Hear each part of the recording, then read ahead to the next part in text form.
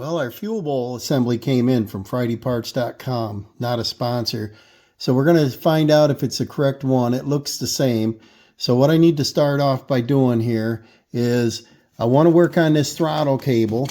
I think this is not routed proper for some reason. I don't know where else it would go, but it's right in the way. We've got our dipstick in the way, and of course, the fuel or the oil filter is right here. So when we lower it down, it like touches all of this. I feel they should have had that up a little higher. But because this fuel doesn't shut off, and there's about 2 gallons of diesel I put in it. It's probably not that much because I just did get it together. I was able to plow and I drove it back in here. The problem with this is it freezes up and we get water in it, and there's no way to drain the water without pulling this whole assembly off. So I'm going to put vice grips on this, stop the fuel line, and then the end of the fuel line is frayed a little bit. I think I'm going to see if I can cut that about a 1/2 inch and see if it still reaches. If not, then we are going to have to remove the fuel tank because I can't get in there to replace the line and just put a whole new line in, which I should do. This tractor is 25 years old now. It's a 2099, I believe it is. And I bought it in 2000. So that's what we got to have. We got to have a flat blade screwdriver or 5/16. Take off these 2 lines. And then the line back there is a squeeze, so pliers. And then when we get this out, we can drain the fuel, or we can drain the fuel now. Or we can put a hose over top of this one and drain it into a bucket, and then we don't have to worry about it. So I'll think of which way I want to go. I'll get a couple tools out. So I decided just to shut off the fuel line with these because this is part of the reason, the main reason we're replacing it. Or should I say about the only reason we're replacing this unit is because the shutoff doesn't work. It's probably a bad seal in there, but not sure it's rebuildable. And so we got 5/16. I'm just going to use a drill, take the 2 clamps off, and then this is 13 mil. I loosen this up. So that should bring it off. And then there's another bolt, 2 bolts back there to the block. I'm going to see if I can not have to remove those because see where they're located. They look hard to get to. And then pliers to remove that little clamp there for probably a vent and pull this assembly out. So now I got them out. There's a vent on the top and those 2. That line there looks pretty rough on the end. So I think I'm just going to cut that off. That one isn't too bad. The vent doesn't matter. It come off pretty easy. But let's see. Drain this out here a little bit. Remember, this froze up and we drained water out, cleaned the filter, put it back in because I thought I had filters, and I had filter boxes, several of them, and they were empty. I don't know why I kept the boxes for the part number, but I was thinking I had some new ones on hand. So I ordered 2 new ones. They came, and I ordered this assembly, and this whole assembly came with a new one in it. So here's our fuel assembly, and this is the front, and this is on, and to the right, a C is cut. This turns very hard. You think you're going to break the handle off. So there's definitely the O-ring, whatever's in there, the seal's broken. And then, so the fuel doesn't shut off. And then I loosen this. I want to see if there's anything wrong here, because I've been having trouble for a couple of years with it. There's no water, a little baby bit of sediment in there right now. And then the filter slides up on there. And there is an O-ring there. I've never replaced that O-ring. Can you see that? See how tight it fits? Pretty good. So that's where the small O-ring comes in. And then your sealing ring O-ring goes on here, seals to the outside. And so the only thing wrong with this, there's a guide pin, so when you set it in there, it locks in place and you tighten your bolt up. The only thing wrong here is in this shutoff, and there's more room at the bottom than there is at the top. It's like it's tilted in there. And there's a set screw, so maybe loosen that set screw, pull that out, and see if we could fix it. There's a red, I don't know, piece of plastic down in there, probably the guide, but like I said, this thing is, I can't afford to have a fuel leak, obviously, and so I bought the whole new assembly. And here's my filter number from Napa. They want $21 for it, for one. And I believe it's about the same at New Holland. It's a New Holland number if you can read it. Made in Japan. But I kept these and I thought I had filters. I didn't. So I ordered filters. And these on Amazon. And they're 2 for $10. So what came with it was 2 bowl rings, which is cool. 2 filters. Like if you get that Napa filter, it doesn't come with anything else. This comes with the internal O-ring, 2 of them, and the external 2 of them, and 2 new filters. And they are the same. So I'll put this thing up for now. I probably don't need any of these. And our new assembly, so 2 of them for $10 versus 21 something tax and not get the complete unit. This is from FridayParts.com. That's the part number. I would imagine the case, New Holland, a lot of these are the same. Let's compare this. It looks the same. It says HW, and this has a New Holland logo on it, I guess. Got the fuel going that way, got the vent on top. The screws are a little smaller size. Looks exactly the same. So what I wanted to do with this, I'll put it back together for now. That filter goes on and then there's play. And that really sticks on. And then your bowl and your ring. But what I wanted to do with this, if I had room for it, is drill a hole and put a drain on it, because that'll fill up with water. Condensation, but it's water. And if I could just go and drain off an ounce, I'll never have a fuel problem, probably. Put that aside. And then what I want to do is open this up, because it looks a little different right here.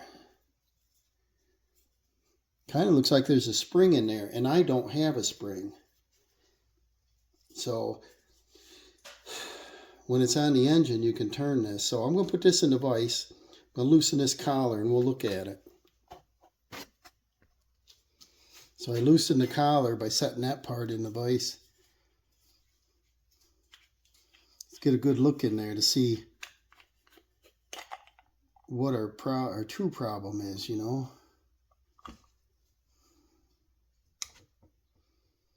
So it's the same O-ring. That's a white insert inside there. And this turns easy. So now our fuel should shut off. That's good. That's the main reason I bought it. And then that's the same, that's the same. But see what's different? In the bottom is a spring. I don't have that. See that? So that pushes that filter up. I wonder, I don't know how many years. Every year I put fuel filters on it.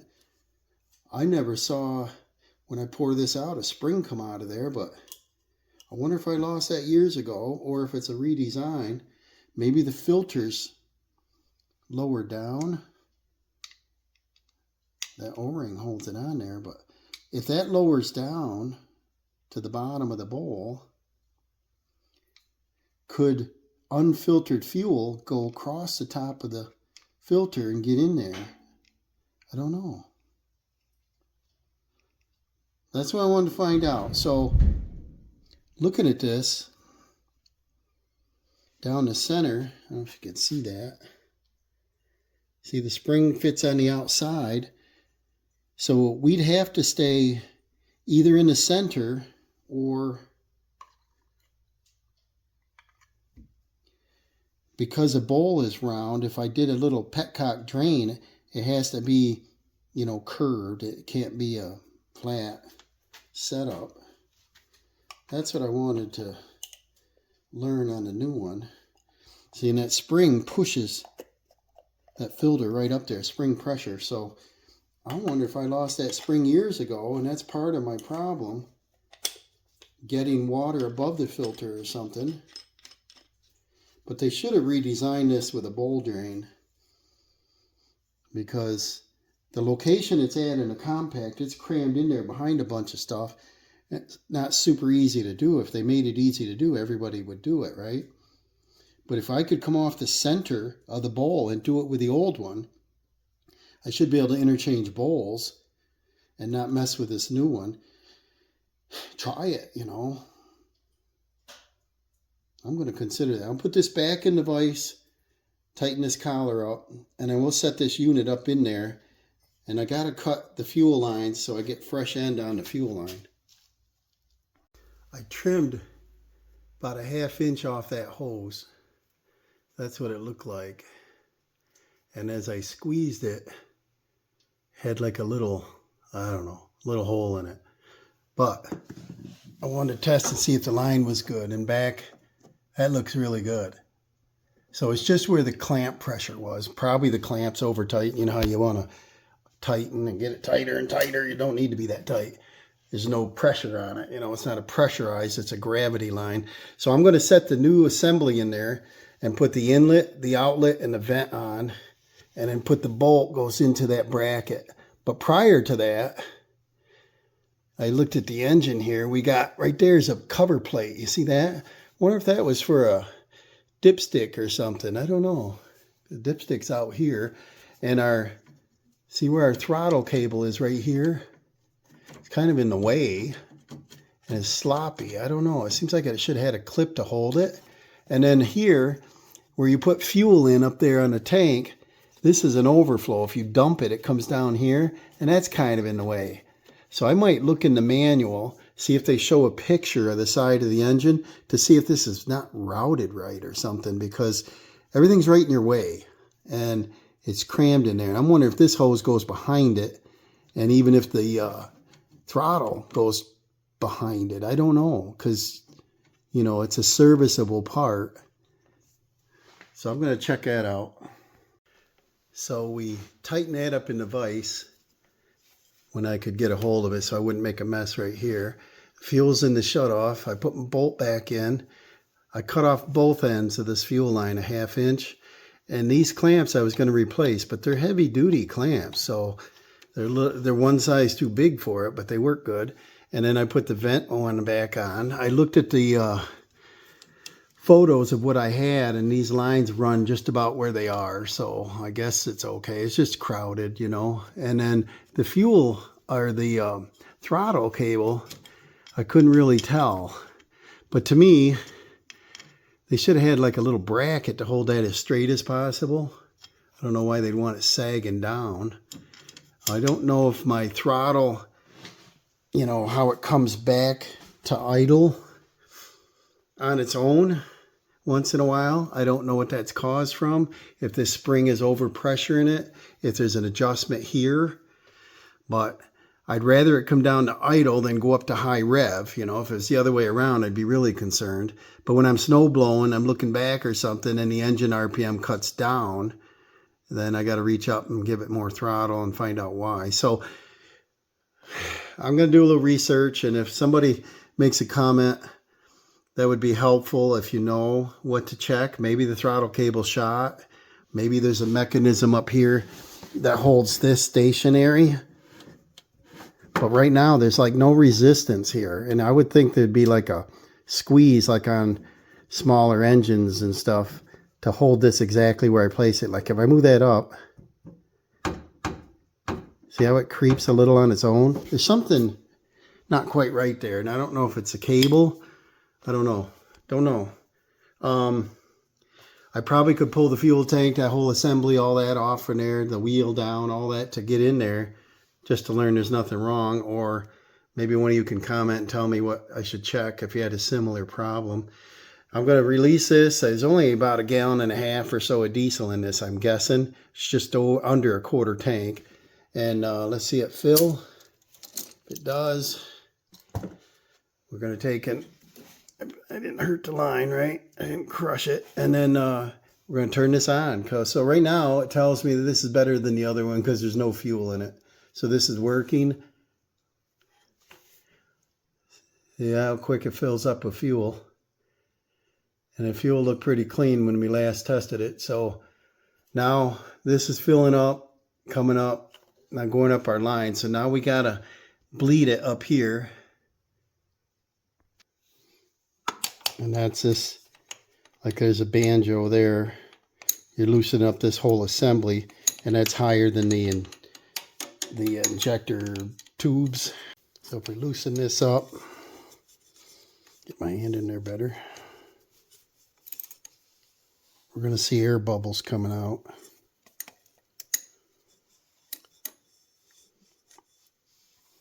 I got a drip pan under there.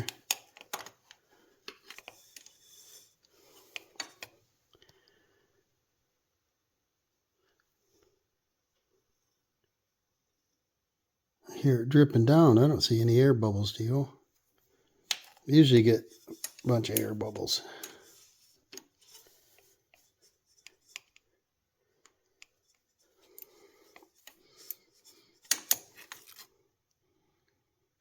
And is it dripping? Let's see here. It is dripping. And I can hear it. I'm not getting any air bubbles, so we'll tighten her up.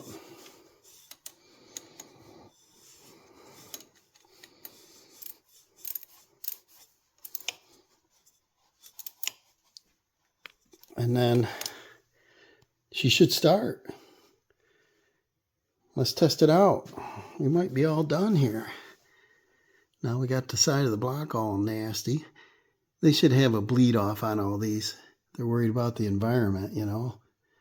And then you get the side of your engine all wet. All the dust and everything sticks to it. So I'll move my light out of the way here and we'll fire it up. Set my light down a little lower. We may not need the glow plugs inside, but usually you do. I want to just check for leaks. Make sure she starts.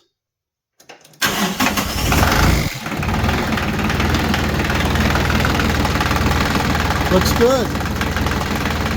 Now the only thing I want to work on is this throttle. I don't like that. It's kind of in the way. I am excited about getting a new shutoff valve. That hasn't worked for several years now. And to think about it, if we take apart the old one, I wonder if there's like an O-ring seal or something that crushed in there and it blocks some of the flow too. I don't know. Oh, that looks good. Sounds good. We're back in business with a fuel assembly. Shut this off. A fuel assembly with a new shutoff valve, filter, and a spring in the bottom that holds the filter up. And as we saw in the old one, the filter didn't come down when I tested it, but I guess that's what it's designed for. Now I just want to see if we can do a like a drain port on it. And that it's in here, I can't have it right here, so I'd almost have to have an assembly come down out here a little bit and do it, and then do a bracket to hold it still or something so I can just twist it and open it. Put a little catch pan under there. I don't know, but if this works good, probably, I wish the dipstick was somewhere else, but probably isn't, you know, too difficult to take that off and do it every few hours or every half a tank or something in the winter months, because when you park outside, you know, and it's cold, you're going to get any type of moisture to freeze up. So we're going to put that cetane in there from Power Supply that we've been using, and hope it works. So thanks for watching, and wish me luck plowing. We got another one coming in a couple days, they said, 3-4 inches. So I'm going to start parking this outside, and hopefully it's going to work good. I need the bay open here. See you soon.